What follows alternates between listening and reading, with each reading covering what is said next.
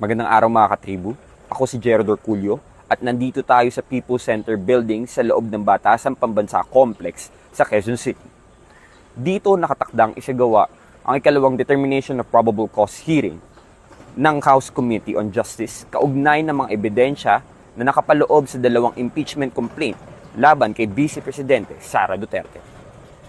Inaasahan ang pagdalo ng ilang mga key witness sa naturang mga aligasyon tulad ng dating DepEd Chief of Staff at kasalukuyang Defense Counsel ng Vice na si Attorney Michael Wesley Pua.